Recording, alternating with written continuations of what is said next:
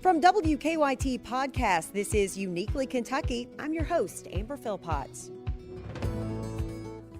Hello, podcast listeners. I hope this episode finds you doing well in your world. This week on Uniquely Kentucky, I had the opportunity to sit down one-on-one with Kentucky's new Lieutenant Governor, Jacqueline Coleman. She'll be the state's 5th female second in command. She has a passion for civics, having taught the subject for many years. She is the daughter of a former state rep and has the DNA of an NBA champion running through her veins. Take a listen as we talk about her new role, what basketball has taught her in life, and why the lieutenant governor's role isn't the biggest one she's taking on. Jacqueline, since election night, what have the last several weeks been like for you? It has been very surreal. You work for a year and a half campaigning every day and traveling the state and working so hard in campaign mode. And then it all of a sudden shifts to now we have to transition and essentially build a government in 4 weeks. And I think Kentucky has one of the quickest turnarounds in the nation. And so it has been, there's no rest for the weary, I think. I bet not. Jacqueline, you spent a lot of time out on the campaign trail. You met with a lot of Kentuckians. You did a lot of listening. What did you take away from your time meeting with all of those folks as you crisscrossed the state? You know, that's the best part of this is all of the people that I've met along the way. Many have become friends, and I've learned so much. You know, I taught high school civics, and one of the things that I tried to teach my students over the years was the importance of civil discourse and being able to talk to people and hear them even when you may not see eye to eye. And if anything, I've learned that we're really not as different as some I think situations may make us feel. We're all Kentuckians, and we all, at the end of the day, we want to make sure that our kids have the best opportunity to a quality public education. We want to make sure that our pensions are there for the folks that we've made a promise to, that we have access to health care, and that our families have good jobs. That those are not partisan issues, and at the end of the day, every Kentuckian wants that for their family, and that's what I was able to talk about with so many people across the state. It seems like throughout your life there have been two central themes for you, both basketball and politics. Both are somewhat ingrained in you. Tell me what basketball has taught you over the years and how you use that both in the classroom and now going forward in public service. Right. So I grew up playing basketball. I am the granddaughter of a former NBA champion. He was 6'8", and I joke that my grandmother was 4'11", so I'm not very tall. But I played basketball my whole life here in Kentucky. I was a high school girls basketball coach for over a decade, and I know most counties by their high school gym. Before I started campaigning, and the lessons I learned, both as a player and a coach, about how you work as hard as you can and you leave it all out there, and that's ultimately what we did when we campaigned.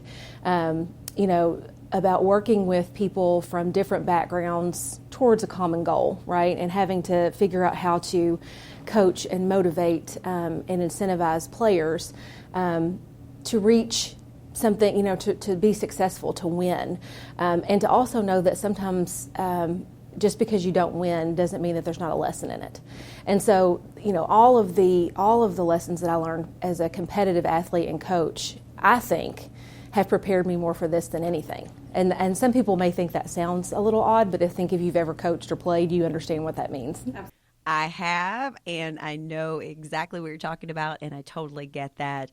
You have really taken the ultimate civics lesson and turned it into reality for yourself. When did you first know that public service was in your game plan?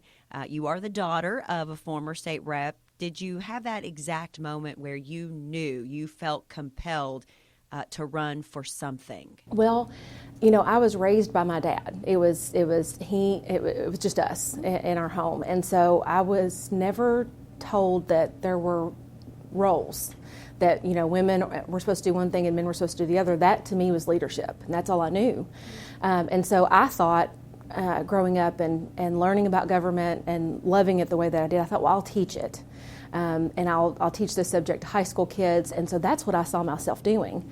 But I became an advocate from the classroom for public education over the course of my career, was very outspoken about the economic impact that public education has on our state and how important it is to invest in our young people. And that's really what led me to this point. I'd known Andy Beshear for a while, especially in his Attorney General role, and we basically realized that we saw the issues in many of the same ways, but Andy and I have very different work experiences. And those different perspectives, we think, played out really well in our teamwork through this campaign. As we move forward and you and Andy Beshear are officially sworn in, you put the team together and in place, day one for you, what do you immediately want to start focusing on? Well, for me personally, my focus is going to be primarily on public education in Kentucky. I don't think it can be understated the magnitude at which our education system impacts our current generation of kids and how the future of Kentucky's economy is in our classrooms today. When we talk about job creation and we talk about economic development and growth, helping businesses who are here expand or encouraging businesses that aren't to come to Kentucky, that is the absolute foundation of all of those decisions that those folks in the economic sector make. And so the sooner that we can start to invest in our kids and the people that work with our kids every day and lift them up, the sooner our economy is going to lift up. And so I think that is something that has to begin on day one. The pension issue is something that needs a lot of attention. It continues to be a problem, just figuring out the best way to tackle it.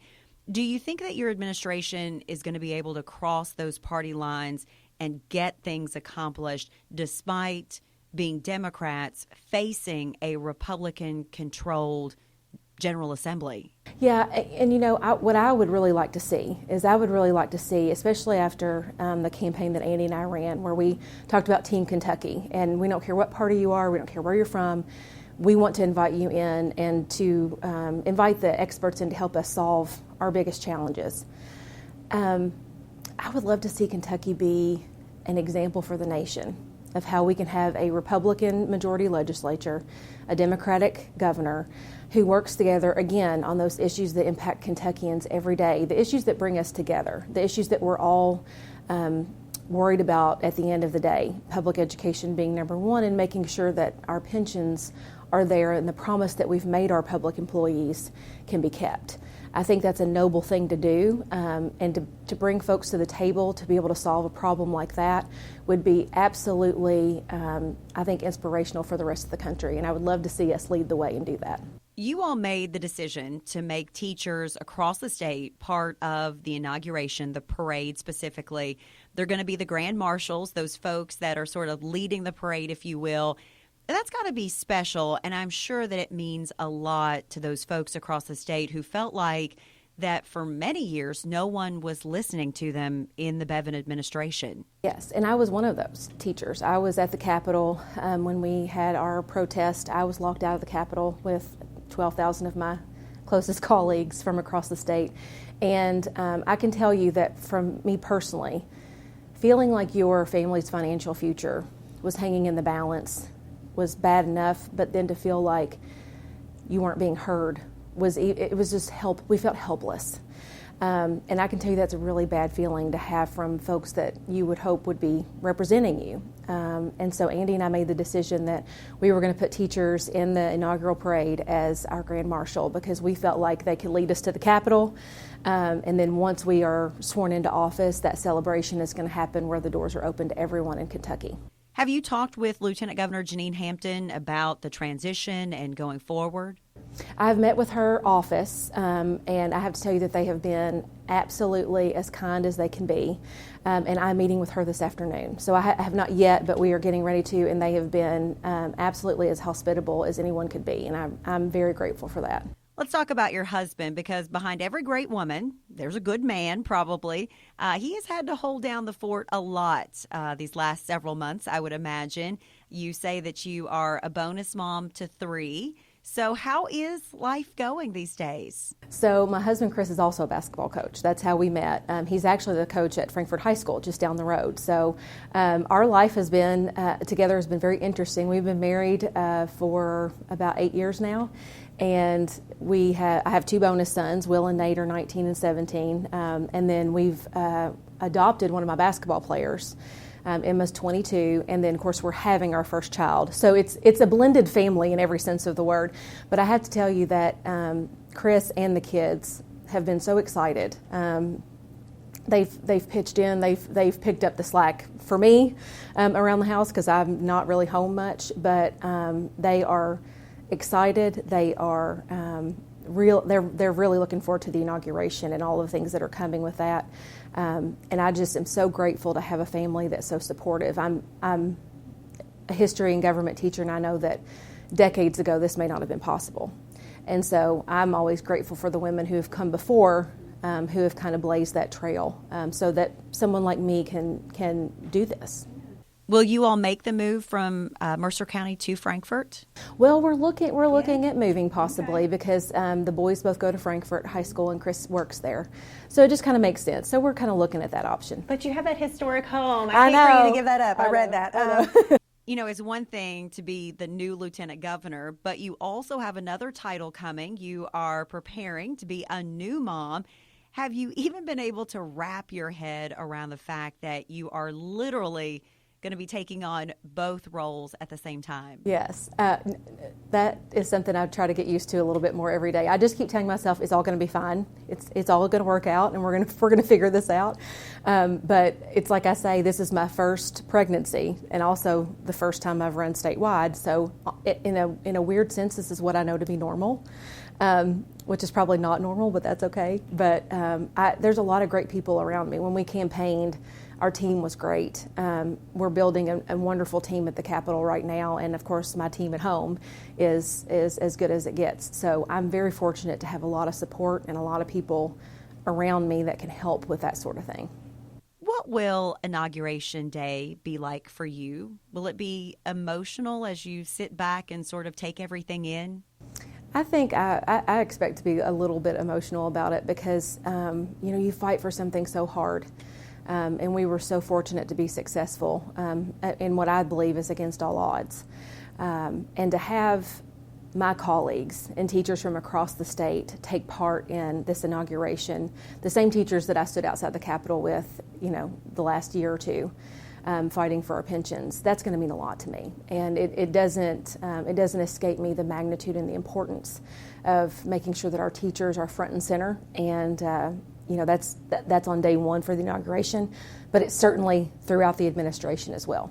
Big thanks to Jacqueline Coleman. When we sat down, it was literally a week until the inauguration, and I know that her head was probably on a swivel with so much going on ahead of the transition. So we thank her so very much, and we wish her the best both in Frankfort and, of course, on the birth of her upcoming baby. Thanks for listening. Until next time, I'll see you on the news.